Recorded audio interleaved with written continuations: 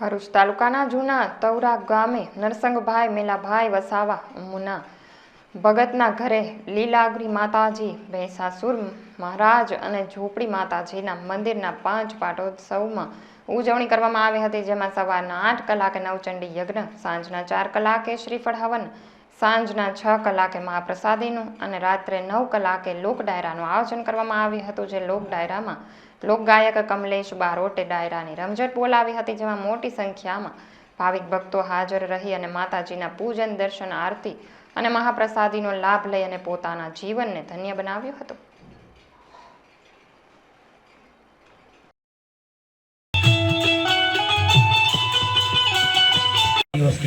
આજનો લાવો લઈએ રે કાલ કોને દીઠો છે। આજનો લાવો લઈએ રે કાલ કોને દીઠો છે।